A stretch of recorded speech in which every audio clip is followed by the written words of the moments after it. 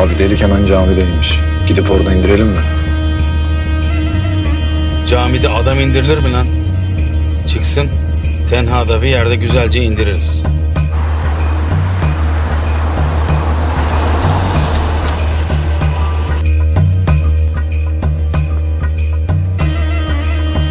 Kim ulan bu canına susamış?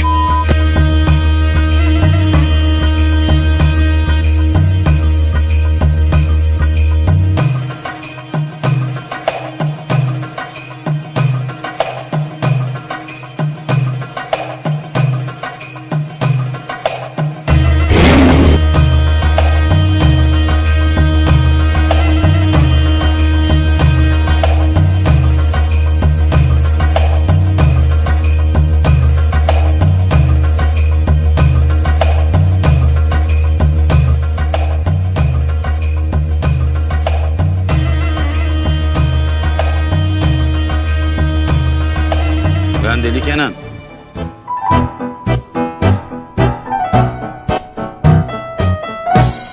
Hicabi, yine mi kötü? Allah!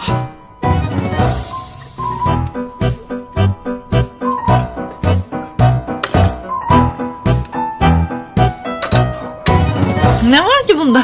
Bence gayet lezzetli. Aa, yanıyorum. Ver. Ver şunu. Banu asıl senin yüzünden beni terk etti, beni. Sen yoktun, ben vardım, ben. Ulan yazıklar olsun sana. Kız kaçtı gitti senin yüzünden. Hala konuşuyorsun ben. Kes lan! Ateş!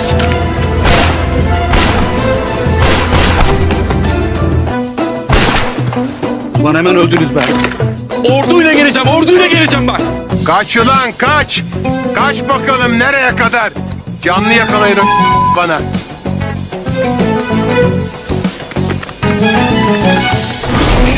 Ulan ne çabuk vuruldular be.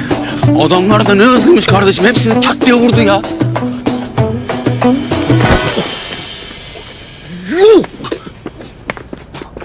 Pardon amca. Sen hazinemi çaldın hırsız. Ulan hazine zaten benim. Ben nasıl çalayım hazineyi? Asıl hırsız sensin. Gerçek hırsız sensin. Hazinemi çaldın. Ulan her şeyin gerçeği sensin de. Hırsızın mı gerçeği ben oluyorum? Hırsız. Hırsız var hırsız. Bu adam hırsız. Hazinemi ver! Senin ağzını burnunu kırarım! Bak! İşte orada! Kırarım ağzını burnunu! Ulan bak. Ver diyorum sana! Deli misin? Kimse bana polis yapamaz! Gerçek polis benim! Hicabi, sana bu ne dedim? Ne oluyor ya? Ne bu ne?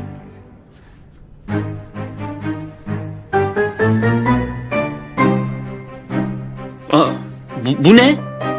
Ben de onu sana soruyorum işte. Bu ne?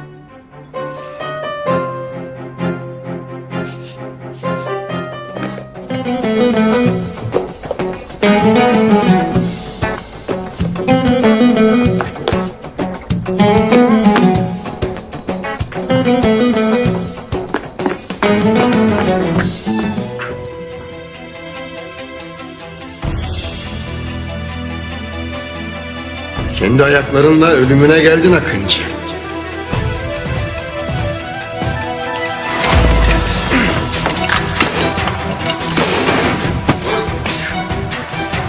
İkisinden de uzak duracaksın.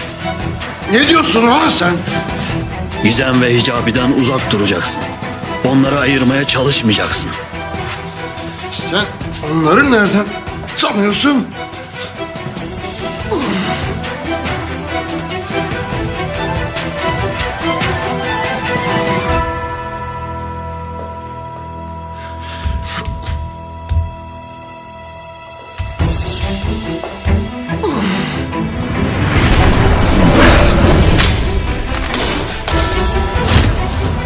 Bir daha ikisinin arasına girersen şimdi olduğu gibi merhametli davranmam.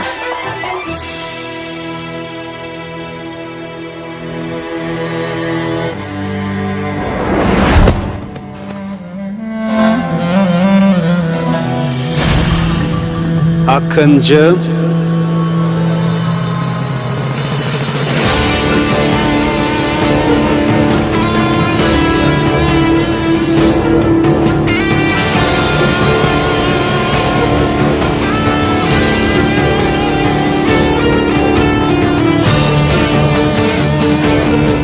Ne oldu Akıncı?